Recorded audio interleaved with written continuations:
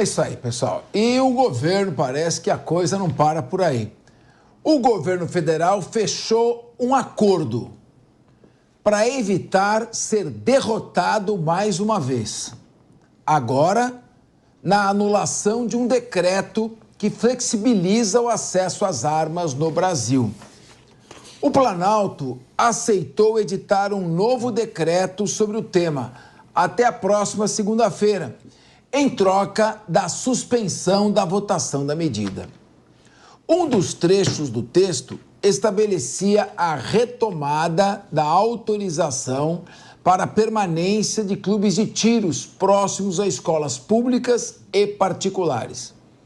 Outros pontos, no entanto, ainda serão negociados entre os congressistas e o governo, até a publicação do decreto. Meu querido Guilherme Mendes, mas nem implantar a sua visão sobre o maior controle do acesso às armas o governo está conseguindo, nem mesmo emitir um decreto, que é um ato privativo do presidente da República, o governo consegue fazer sem negociar? Guilherme Mendes, se há um projeto de lei que o governo vai encaminhar, que tem que negociar, já seria estranho ele não conseguir maioria. Agora, ele temer emitir um decreto regulamentar, me parece que a coisa está difícil, hein, assim. Desse jeito, como é que ele vai cumprir as promessas de campanha? O Centrão que está governando?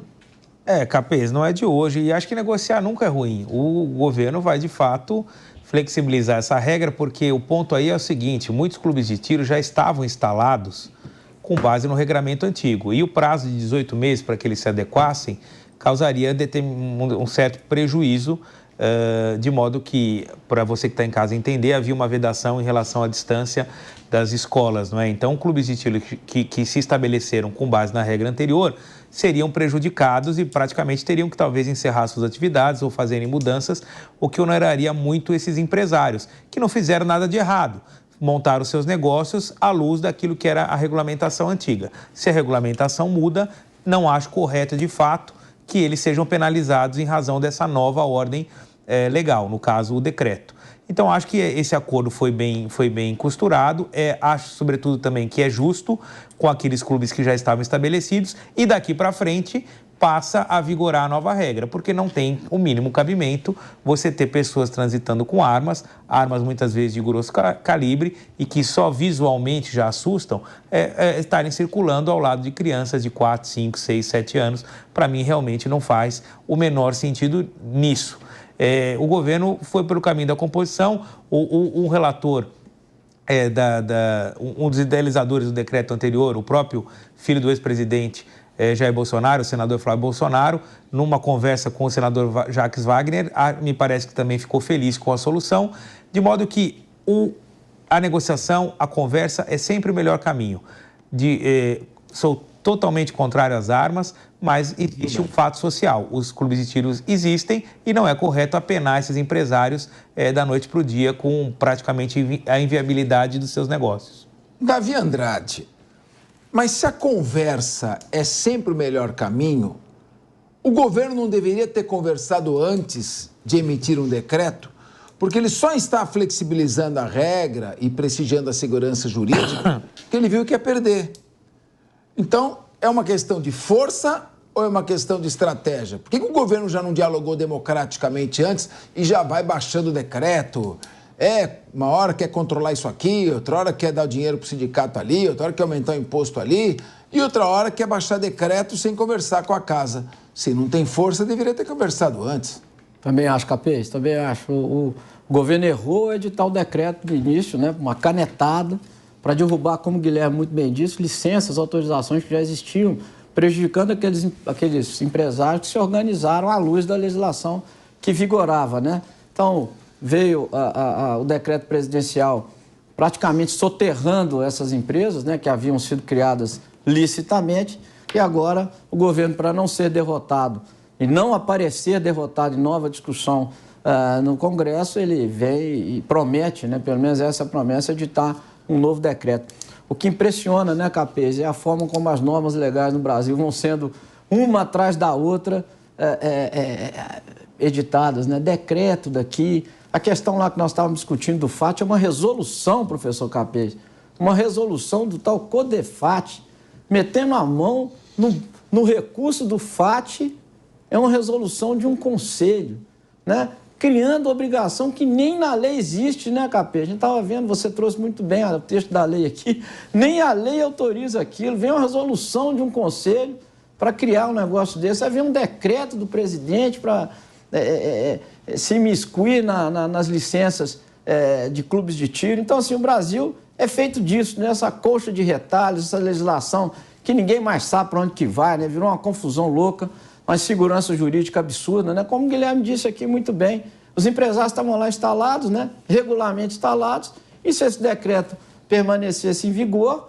eles teriam que simplesmente decretar falência, né? Decretar insolvência e sair lá, porque não poderiam mais funcionar, né? Então é isso. Henrique Kriegner, como é que é essa questão? Eu baixo o decreto, depois eu volto. Volta no ponto também da capacidade de articulação do próprio governo federal, né? E de organização também para pensar. Geralmente essas pautas, especialmente essas que foram prometidas nas eleições, por ter sido uma eleição aí caldeirão quente, né? Todo mundo ali falando muito da cabeça e daquilo que fazia a multidão talvez aplaudir ali ideologicamente falando, na prática do governo mesmo ela não se sustenta. Nós estamos vendo isso também no cenário das eleições municipais. É muita promessa de uma coisa para cancelar a promessa do outro candidato, pauta ideológica, e aí quando vai se ver como é que nós vamos operacionalizar isso, a gente não consegue chegar numa solução prática, execuível e também que faça sentido para a própria população, como já foi colocado aqui pelo Guilherme. Não adianta passar um decreto que venha obrigar e tirar do ramo aí uma série de empresários. É importante só a gente lembrar de que clubes de tiro, eles não são somente praticados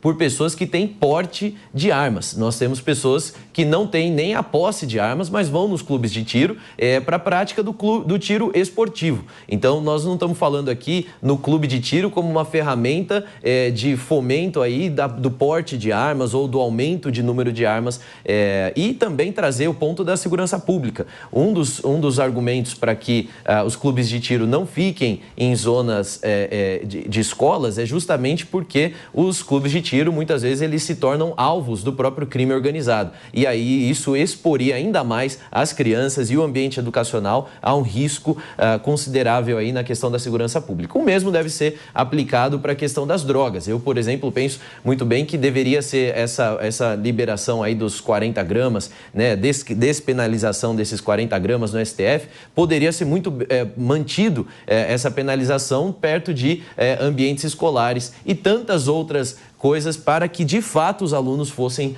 protegidos, se essa é a intenção do governo. Muito bem. Bom, Guilherme Mendes quer falar alguma coisa? O João Beluto, você não falou ainda, João? Não falei nessa. João não falou ainda. Queria te ouvir, João Beluto. Não, eu só queria falar que essa perda futura do governo que aparenta, na verdade, é só respeitar o que a população votou no referendo da década de 90, que votou a favor do acesso às armas, e o tal governo da democracia nunca respeitou.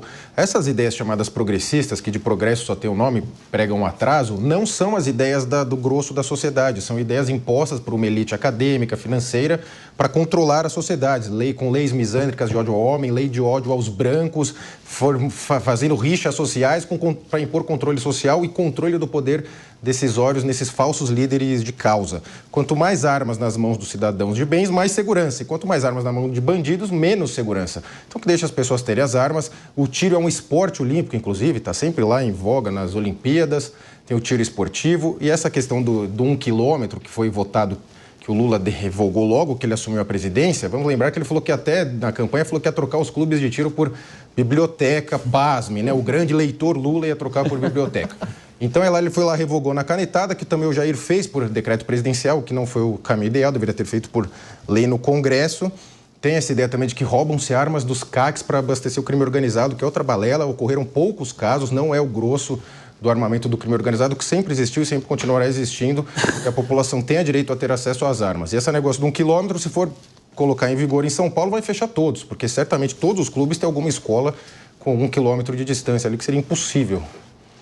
Eu costumo dizer que o Brasil tem um caminho legislativo completamente incerto e, para usar uma expressão que já foi incorporada ao vocabulário jurídico, esquizofrênico.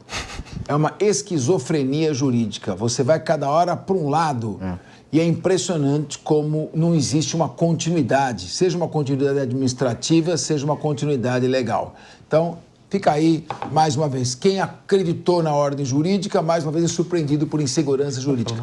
E de insegurança jurídica em insegurança jurídica, infelizmente, nós chegamos no atraso econômico.